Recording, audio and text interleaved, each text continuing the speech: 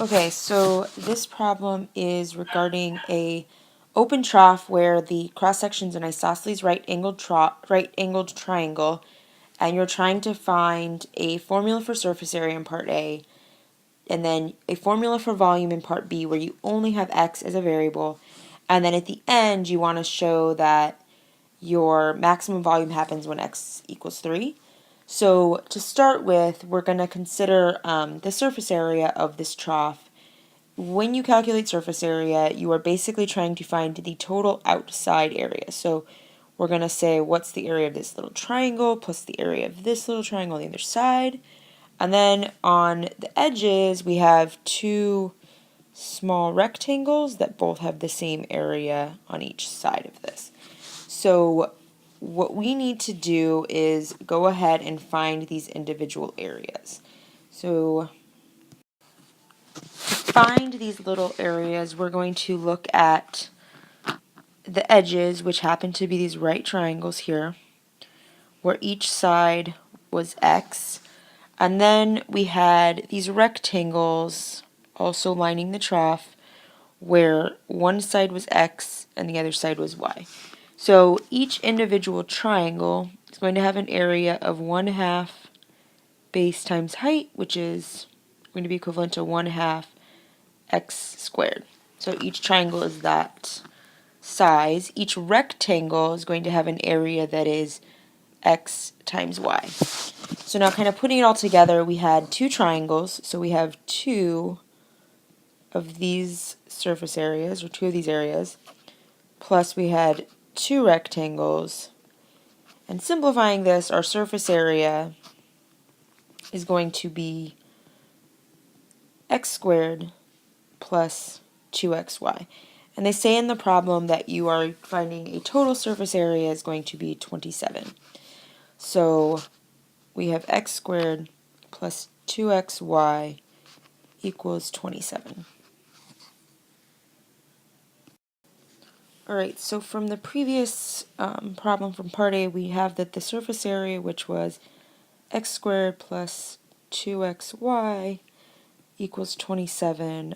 We're now going to go ahead and look for the volume. So the volume of any object is going to be the area of the base, whatever that base is, times the height, if this is a prism. And in this case it is a prism because the two ends here match as a shape. If it were, the other option could be that it's a pyramid, in which case the volume formula changes. But for the volume, we just need the area of the base, and so in this case that is our triangle, which is 1/2 times x squared. Our height in this case is y. So our volume currently is 1/2 x squared y. Now, from this point, they want you to have the volume in terms of x only. So what we're going to need to do is take our surface area equation, solve for y, and then go ahead and substitute into our volume equation and get rid of y. So solving this equation, we have that 2xy equals 27 minus x squared. Move the x squared term over with the 27, and then we're going to divide by 2x on both sides. So y equals 27 minus x squared over 2x. And we're going to substitute that into our other equation. So we have that the volume equals 1/2 x squared times 27 minus x squared over 2x. So looking at this, the 1/2 and the divided by 2 are going to become 1/4. X squared and the over x, one of these x's will cancel. So we have 1/4 times, and we're going to distribute this x. So 1/4 times 27x minus x cubed. And another way to write that would be to write 27 over 4x minus 1/4 x cubed.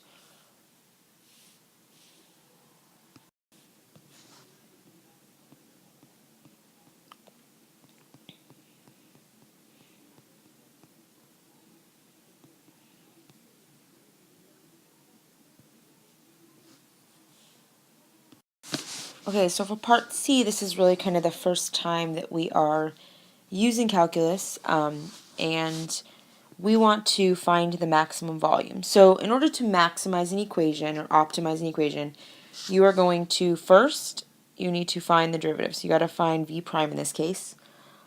Then second, you need to find the critical values of that derivative by setting v prime equal to 0. Then you need to test and make sure that it is either a maximum or a minimum. So the way I would do this is to create a sign chart to test the sign of v prime. If v prime is positive, that means that the volume is increasing. If v prime is negative, that means the volume is decreasing. So when it's a maximum, you want to go from an increasing function to a decreasing function. You want v prime to go from positive to v prime negative. So we would have to show that that happens at whatever x value we get, and then we'll go back and find the y value based on that x value. Okay, so using those steps that I just said, we're going to start by finding v prime. So this problem are pretty simple derivatives. We are really just talking about using the power rule. So the derivative of 27 over 4x is going to be 27 over 4. The derivative of 1/4 x cubed, we bring the power down, so we have minus 3 over 4, and then we subtract 1 away from the power, so x squared. The way I'm going to write this is as one fraction, so it's going to be 27 minus 3x squared all over 4. They had a like denominator, so you can just put the two fractions together into one.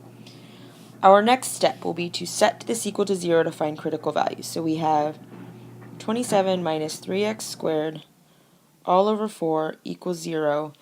And you can either think of it one of two ways. You can say, oh, I'm going to multiply both sides by 4 to get rid of the denominator, or I'm going to say the numerator has to be 0 if this whole fraction is 0.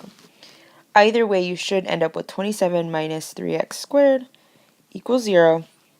Solving for x, we get 27 equals 3x squared. We divide both sides by 3. We get x squared equals 9. And when we square root, technically you get plus or minus 3, but since we're talking about a physical object, positive 3 is the only x value we get. To prove that it is actually a maximum, we now make a sign chart for v prime. Your number, your critical value, goes on your sign chart. You pick one number before it, one number after it. So let's pick 1 and 4. Okay, so we're testing the sign of v prime. So when I plug 1 into the v prime equation, I have 27 minus 3 times 1 squared all over 4. And you're not really concerned about what the answer is. You are concerned whether it is positive or negative. So in this case, 27 minus 3 is a positive number. 4 is a positive number. So overall, when you plug 1 in, you get a positive number, which means v is increasing. The volume is increasing. Okay, when we plug 4 in, we have 27 minus 3 times 4 squared all over 4. And this number ends up being 48. And 27 minus 48 is a negative number. And we're dividing by a positive number. So overall, our sign here is going to be negative. So now v is decreasing. So if I look at kind of the picture up here, I have that v is going to have a maximum when x is 3. Now I just have to show that y will also be 3. So to show that y will also be 3, we're going to take our x value that we got, and we're going to plug in our x value into our y equation that we used to get rid of y altogether at the beginning, so of part B. So we have 27 minus 3 squared all over 2 times 3, and we end up with 27 minus 9, which is 18, all over 6. 18 over 6 is 3. So also y will be 3.